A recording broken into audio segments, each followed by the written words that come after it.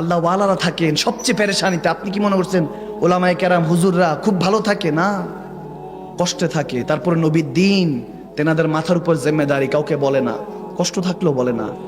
হুজুরটা জুবান থেকে শুনতেছি কোরবানি দেওয়া সওয়াবের কাজ, ফাসল্লি লিরাব্বিকা ওয়ানহার। শুনতেছেন হুজুর থেকে তাফসীর, কোরবানি বড়টা নিয়ে আসছেন। হুজুরের বেতন ওই 10,000-ই। জিজ্ঞেসও করেন না হুজুর কোরবানি দিয়েছেন, আপনার জন্য কিছু কি কোরবানি গোশত দিব? হুজুরটা কোনো রকম 1-2 কেজি গোশত কিনে বাচ্চাদের জন্য নিয়ে যায়। তারপরে নবীর দিন পড়তে দেয় না। আলেমী দিনদেরকে কখনো আপনারা চিনবেন না।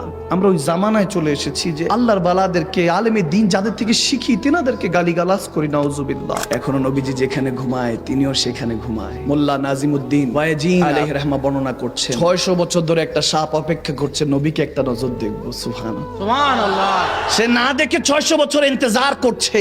আর একজন তো সবকিছু ছেড়ে, সব ঘর বাদ, ধন সম্পত্তি, সন্তানাদি সব ছেড়ে মক্কা থেকে মদিনায় হুজুরের সাথে হিজরত করছে। সুবহানাল্লাহ। আল্লাহু আকবার। পিছনে আমার আল্লাহ রাসূলকে রেখে এসেছি, সঙ্গে নবীকে নিয়ে যাচ্ছি। কিসের ভয়? মুমিনী জজবানু। যখন ওই 600 বছর অপেক্ষা করনেওয়ালা সাপ 70টা গর্ত করেছে, সিদ্দিক আকবর বলতেছেন ইয়া রাসূলুল্লাহ, পোকা থাকতে পারে, বিচ্ছু থাকতে পারে, বিষাক্ত কিছু থাকতে পারে, আপনি দাঁড়ান আমি দেখছি। ভিতরে সামনে গেলেন।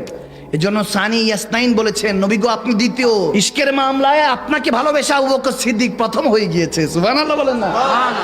গেলেন, জামা কাপড় ছিটতে ছিটতে, রুমাল ছিটতে ছিটতে, বেচারা 600 বছর লাগায়া 70টা গর্ত করছে। সিদ্দিক আকবর 69টা গর্ত বন্ধ। আমার নবী ভিতরে ঢুকে দেখতেছে সিদ্দিক আকবর শুধু ওনার লজ্জায় স্থান রেখেছেন আর নিজেকে গুটিয়ে রেখেছেন। বলে ইয়া রাসূলুল্লাহ, ইজ্জতের বিষয়, এই জন্য এটা করতে পারিনি। একটা ছিদ্র আছে, ওটার মধ্যে পায়ের মুড়িটা ঢুকিয়ে বন্ধ করে রেখেছেন। সাপ ছোবল দিচ্ছে, ছোবল দিচ্ছে, উফ করে না।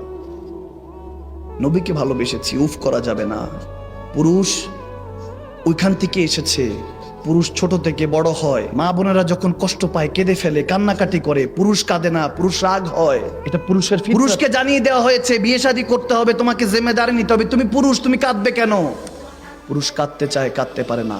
আমি কেঁদে দিলে পুরো পরিবারটা হেরে যাবে, সাহারা হারিয়ে ফেলবে। পুরুষ কাঁদে না, মনের ভিতরে মনের সমস্ত কষ্টগুলি লুকিয়ে রাখে। কিন্তু যারা হাকিকতে মুমিন হয়ে যায়, পুরুষ থেকে আরো উপরে চলে যায়, নবী কামলিওয়ালার প্রেমিক হয়ে যায়, কোনো দুনিয়ার কোনো কিছু কাজ হয় না, কোনো পেরেশানি কাজ হয় না। দুনিয়ার সমস্ত ইমতিহান আসলো, বলে আল্লাহ আলহামদুলিল্লাহ, জানি তুমি ইমতিহানগুলি দিচ্ছ, ইমতিহান না দিলে তো তোমাকে ডাকতেও পারতাম না। সুবহানাল্লাহ।